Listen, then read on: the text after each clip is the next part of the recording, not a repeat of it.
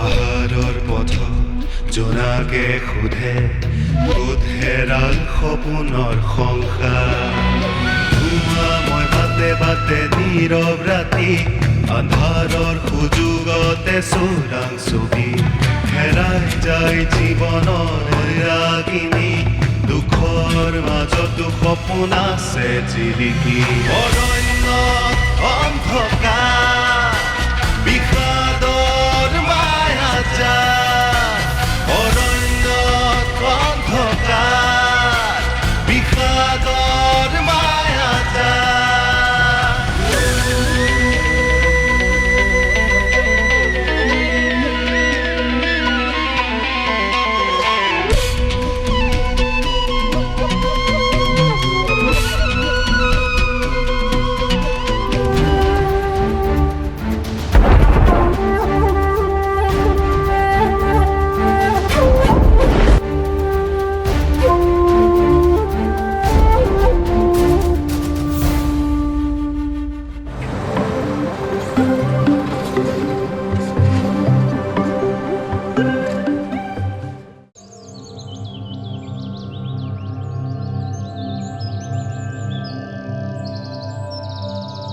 কামবোৰ বৰ কমকৈ হৈছে।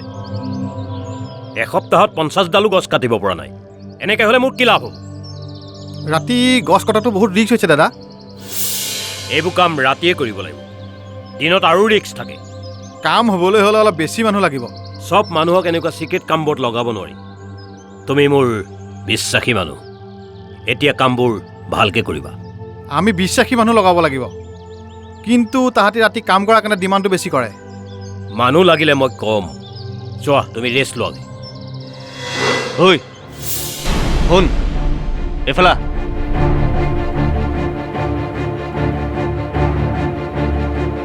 আজিৰ পৰা ইয়াত গছ কটা বন্ধ। শুনিছনে নাই কি কৈছো? শুনিছোঁ ছাৰ, কিন্তু আমাৰ গাত কি দোষ? কিনো হৈছে চাহাব, ধেমালি কিয় কৰে বাৰু? তহঁতৰ লগত ধেমালি কৰিবলৈ মই ইমান দূৰ পাহাৰ বগাই অহা নাই। ইয়াত গছ কটা বন্ধ কৰ। তহঁতৰ নামত কমপ্লেইন কৰিছে থানাত। কমপ্লেইন? কোনে কৰিছে কমপ্লেইন? পাহাৰৰ লোকেল মানুহে কমপ্লেইন কৰিছে। লোকেল মানুহ কোন? চৰ্দাৰ নেকি? উহাৰ লালাখাটো অলপ বাঢ়ি গৈছে। কমপ্লেইন কৰা মানুহটোৰ নাম বিৰছা মাৰাক। কি? বিৰছাই থানাত কৈছে? হয় চৰ্দাৰ, মোক গজেন্দ্ৰই মাতিনি নিজেই কৈছে। মোৰ পাহাৰৰ মানুহৰ ইমান সাহস কেনেকে হ'ল? বিৰছাক কোনোবাই ওচৰত আহিছে চৰ্দাৰ। আজিকালি বিৰছাহঁতৰ মানুহখিনিৰ লগত ভৈয়ামৰ মানুহৰ বহুত মিতিৰালি হৈছে। কি? মোৰ হুকুম নোলোৱাকৈ ভৈয়ামৰ মানুহ তাৰ ঘৰলৈ আহিছে? কোন আহিছে তাৰ ঘৰলৈ? কিয় আহিছে? সেই যে য'তে ত'তে ফটো মৰা মানুহটো, শুনিছোঁ সি বোলে পাহাৰত উঠিলেই বিৰছা ঘৰলৈ যায় আৰু বোলে তাত খোৱা বোৱাও কৰে। বিৰছাৰ মানুহজনী বৰ ধুনীয়াতো। সি চাগে তাই ৰন্ধা খাই বৰ ভাল পায়। মই গম নাপাওঁ নহয় চৰ্দাৰ, মই খায়ো পোৱা নাই। ভৈয়ামৰ সেই ফটো তোলা মানুহটোৱে জানেনে নাই যে পাহাৰত ঘূৰি ফুৰিলে মাছাঙৰ দোষ লাগে?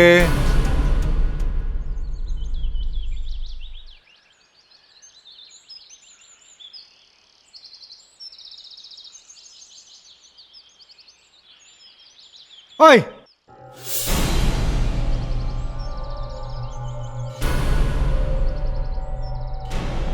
ঐ, কোন হয় তই? মোৰ নাম বিকাশ, মই ভৈয়ামৰ পৰা আহিছোঁ। ইয়ালৈ কিয় আহিছ? ভৈয়ামৰ মানুহৰ ইয়াত কি কাম আছে? মই ইয়াত ৰিচাৰ্চ কৰি আছোঁ। পাহাৰৰ মাটি শিল এইবোৰ মই পৰীক্ষা কৰি আছোঁ। এইটো মোৰ এটা গৱেষণা হয়। ঐ, তই পৰীক্ষা কৰি কি কৰিবি? আমাৰ ইয়াত এইবোৰ পৰীক্ষা চৰীক্ষা নচলিব। তই য'ৰ মানুহ তলৈ গুচি যা। মই আপোনালোকৰ এই পাহাৰৰ একো অনিষ্ট নকৰোঁ নহয়। মাটিৰ তলৰ বস্তুবোৰ ৰিচাৰ্চ কৰাহে মোৰ কাম। তোৰ কাম তই ভৈয়ামত কৰ। অচিনাকি মানুহে পাহাৰত কাম কৰাটো আমি নিবিচাৰোঁ। তই পাহাৰলৈ অহাটো বন্ধ কৰ। এইবোৰ কেনেকুৱা কথা দাদা? আপোনালোকে ভৈয়ামৰ মানুহক ওপৰলৈ অহাত মানা কৰিব আৰু ভৈয়ামৰ মানুহে আপোনালোকক তললৈ যোৱাত বাধা কৰিব। এনেকৈ কেনেকৈ চলিব? এনেকুৱা হ'লে পাহাৰ ভৈয়ামৰ মাজত অহা যোৱাই বন্ধ হৈ যাব। তেতিয়াতো প্ৰব্লেম আপোনালোকৰেই হ'ব। এইবিলাক লেকচাৰ মাৰি লাভ নাই। আমাৰ চৰ্দাৰৰ হুকুম আছে, অচিনাকি মানুহে কাম কৰাটো পাহাৰত নিষেধ। যিবিলাক বাহিৰৰ মানুহে আহি এই সুন্দৰ পাহাৰটো যে অনিষ্ট কৰিছে, তেওঁলোকক আপোনালোকে বাধা নিদিয়ে কিয়? ঐ, বেছি কথা নকবি।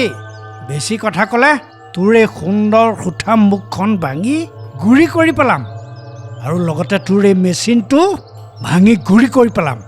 মুঠতে পাহাৰলৈ নাহিবি, বুজিলি?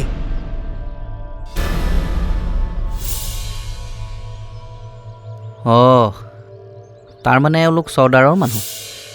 কিন্তু মোৰ বাবে চৰ্দাৰৰ কি প্ৰব্লেম হ'ব পাৰে? ভৈয়ামৰ মানুহে তোৰ ভাইৰক কি কৰিলে পাহৰি গলি? হা? হেৰ' ভৈয়ামৰ মানুহে আমাক ভাল চকুৱে নাচায়, আৰু সেই ভৈয়ামৰ মানুহকে আনি তই ঘৰত ভাত খুৱাইছ। এই ল'ৰাটো বেয়া নহয় চৰ্দাৰ, সি আমাৰ ভালৰ কাৰণেই কাম কৰিছে। একো ভাল নহয়। আমাৰ পাহাৰৰ তলত সি কিবা বিচাৰি ফুৰিছে, আৰু যিদিনাই বিচাৰি পাব সেইদিনাই পাহাৰটো বোম দি উৰাই দিব। সি আমাৰ কাৰণে সাপৰ পোৱালিহে। চৰ্দাৰ, আচল সাপৰ পোৱালিকেইটা কিন্তু আপোনাৰ ঘৰতে আহি থাকে, সেই যে কাঠনিয়া কেইটা। ঐ, তই মুখ চম্ভালি কথা কবি। তোৰ ল'ৰা কলেজলৈ যোৱাৰ কাৰণে তই ইমান ডাঙৰ মানুহ হোৱা নাই যে তই মোক কথা কবি।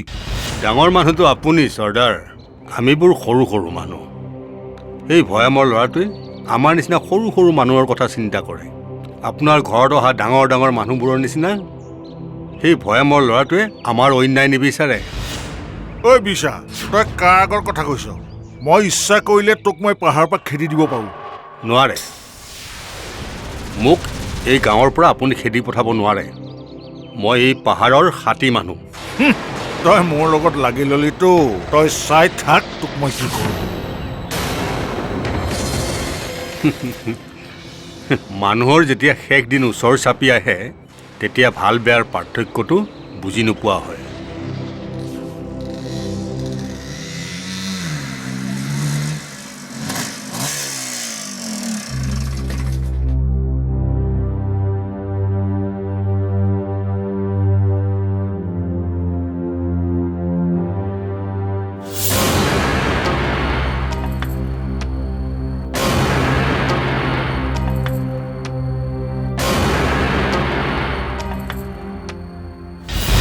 আমাক আচলতে ভৈয়ামৰ মানুহ ঠগা নাই, বুজিছ? আমাক ঠগিছে পাহাৰৰ নিজৰ মানুহে। চৰ্দাৰৰ নিচিনা মানুহে টকাৰ লোভত পাহাৰটো বিক্ৰী কৰি দিছে। আৰু বেছিদিন চৰ্দাৰৰ শোষণ নচলিব পিতাই। পাহাৰৰ ল'ৰা ছোৱালী পঢ়ি শুনি শিক্ষিত হ'লেই চৰ্দাৰহঁতৰ কথা নমনা হ'ব। সেইদিন বা কেতিয়া আহে? আহিব পিতাই, আহিব। সেই দিনৰ দুৱাৰখন ময়েই খুলিব লাগিব। আমাৰ দৰে ডেকা ল'ৰাবিলাকক টোপনিৰ পৰা জগাব লাগিব। ডেকা শক্তি একুৰা জুই হ'ব লাগিব। সেই জুয়েই চৰ্দাৰৰ নিচিনা মানুহক জ্বলাই ছাই কৰি দিব।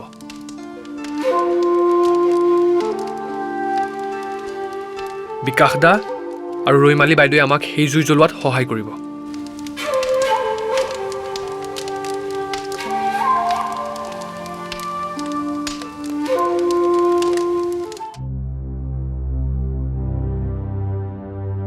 একাপ লোৱা।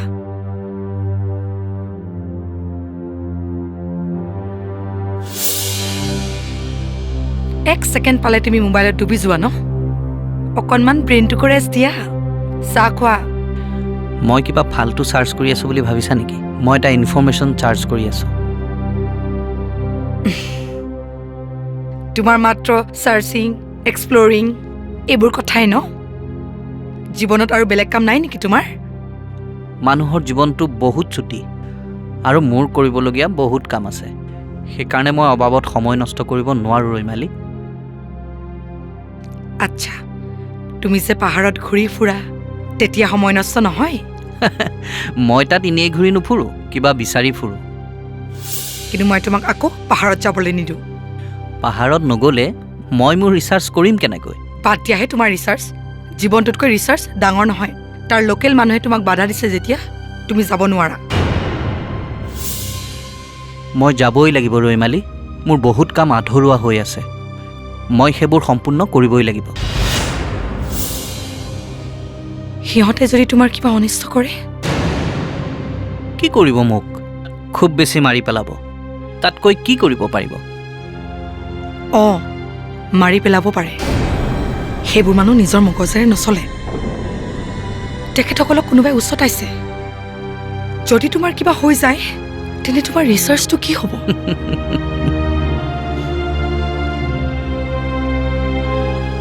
তেতিয়া মোৰ ৰিচাৰ্চটো তুমি সম্পূৰ্ণ কৰিবা। মোৰ যদি কেতিয়াবা কিবা হয়, মোৰ সেই আধৰুৱা ৰিচাৰ্চটো তুমি সম্পূৰ্ণ কৰিব নোৱাৰিবানে? সেই একেই কথা। এই দেউতাকৰো সেই একেই কথা। তেওঁ বোলে কেতিয়াবা সন্ত্ৰাসবাদী হাতত মৃত্যুবৰণ কৰিলে তেওঁৰ আধৰুৱা কামখিনি এই পূৰণ কৰিব। চবেই মোক এৰি থৈ গুচি যাব আৰু মই চবৰে আধৰুৱা কামবোৰ কৰি যাব লাগিব। মোৰ আৰু বেলেগ কাম নাই নেকি মা? মৰি গ'লে কি হ'ব সেইটো চিন্তা কৰি লাভ নাই বিকাশ। জীয়াই থাকোঁতে কিমান কাম কৰিবা সেইটো চিন্তা কৰা। সেয়াহে মতা মানুহৰ জীৱন। ভিৰচা মাৰাকে কমপ্লেইন কৰা মানুহ কৰি থাকক। মইতো আপোনালোকৰ কাম বন্ধ কৰি দিয়া নাই নহয়। কমপ্লেইন কৰা মানেতো আপোনাৰ ৰেট বাঢ়ি যায় না। তাতে বেপাৰৰ মন্দা অৱস্থা, তাতে এইবোৰ জামেলা আছেই। মই থকালৈকে একো ঝামেলা নহয়। আৰু মই খুচ হৈ থকা মানে আপোনালোকৰ সকলো ৰাস্তা ক্লিয়াৰ। আৰু আপুনি গুচি গ'লে? মই গুচি গ'লে এইখন থানালৈ কোনো যুধিষ্ঠিৰৰ পুতেক নাহে নহয়। মই যোৱাৰ পাছত যি আহিব সেইজনক আপোনালোকে মেনেজ কৰি ল'ব। ভিৰচাৰ নামৰ মানুহটোৱে পাহাৰৰ চৰ্দাৰক যা তা কৈ আছে। সি এটা পাগল। পাগল কুত্তাক গুলিয়াই মাৰি পেলাব লাগে। তাৰ বেকত মানুহ আছে। এজন জিঅ'লজিষ্ট আহি পাহাৰত কিবা কিবি কৰি আছে। সিয়ে তাক উচতাই আছে। তাৰ সাহসতে বিচাৰি কাকো নমনা হৈছে। এটা সাধাৰণ পাহাৰীয়া মানুহক আপোনালোকে ঠাণ্ডা কৰিব পৰা নাই। কোন সি? তাৰ অকাত কি? মইতো একেদিনাই বিচাৰ আৰু এই জিঅ'লজিষ্টটোক চাফা কৰি পাহাৰ তলত পেলাই দিব পাৰোঁ, কিন্তু আমাৰ বছে পাৰ্মিশ্যনটো দিয়া নাই। আপোনাৰ বছৰ বা কি মৰম লাগিছে সিহঁতলৈ? জিঅ'লজিষ্টটোৱে বোলে আমাৰ বাবে ভাল খবৰ আনে। নাজানো কি ভাল খবৰ আনে কি।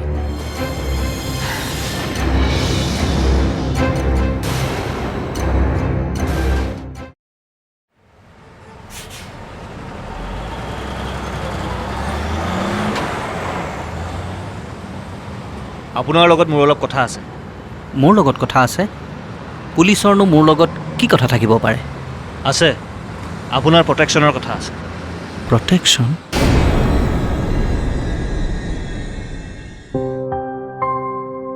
কবি বিকাশক ইমান ৰিস্ক থকা কাম নকৰাই ভাল। তোমাৰ কাৰলৈনো ভয় মা? তোৰ পাপাৰলৈ।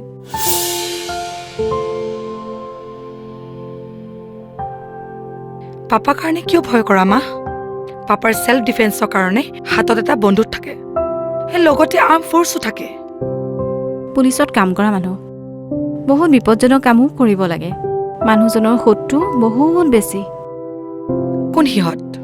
পাপা পুলিচ হৈও সিহঁতৰ একো কৰিব নোৱাৰে কিয়? কিন্তু এনে কিছুমান শত্ৰু আছে যিবোৰক আৰ্মছ বা লগৰবোৰে একো কৰিব নোৱাৰে, কাৰণ সিহঁতৰ হাতত পাৱাৰ আছে। পাৱাৰ থকা মানুহক পুলিচে একো কৰিব নোৱাৰে। আমাৰ পাপা এজন হট পুলিচ অফিচাৰ হয়, আজিলৈকে কেতিয়াও দুৰ্নীতি কৰা নাই। গতিকে তেখেতৰ শত্ৰু কিয় হ'ব মা? যিবোৰ সৎ আৰু দুৰ্নীতি নকৰা পুলিচ, তেওঁলোকৰ শত্ৰু বহুত বেছি।